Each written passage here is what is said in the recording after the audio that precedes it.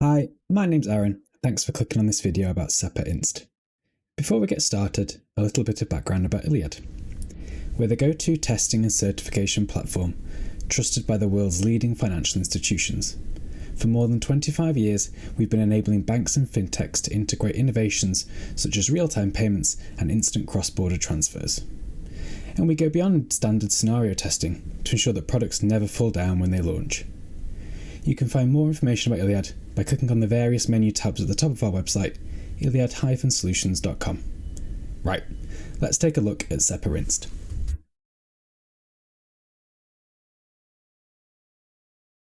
Here we have several scenarios designed to test the different SEPA Inst message types: PAX08, PAX02, PAX04, CAMP256, etc. These message types have various validation rules, and we can of course facilitate the testing of these rules. As with any of these scenarios, we can figure what values we want to send out over the system and what values we expect to receive in return. For example, here we've got a PAX08 designed to elicit a positive PAX02 response. In the subfields, we haven't used the address line subfield here, so we're free to use the other subfields in the postal address field. So if I was to run the scenario, I'd expect a positive response in return. So let's see what we got. So this was the message that we sent out. And we can see those postal address fields. And in return, we got the accept header.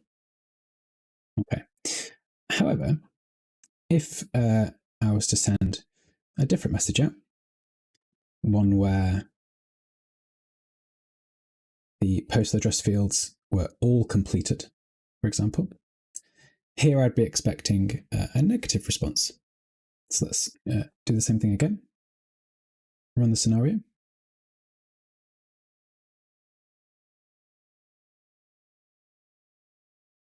Here's what we sent out.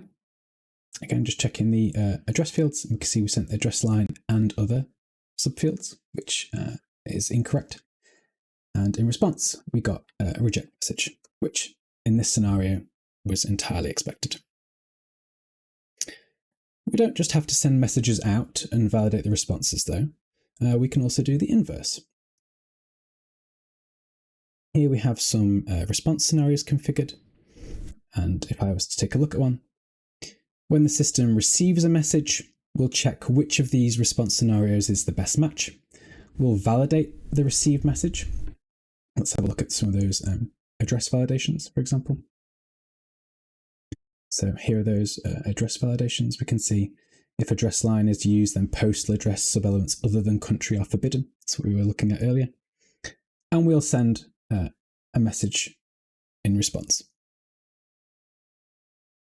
Thanks for watching our very brief look at SEPA Inst in T3 Now. If you're interested in learning more about scenario configuration, end-to-end testing and validation, or how we support testing and project management, then check out our other videos that go into greater depth about T3 Now and its functionality. Cheers.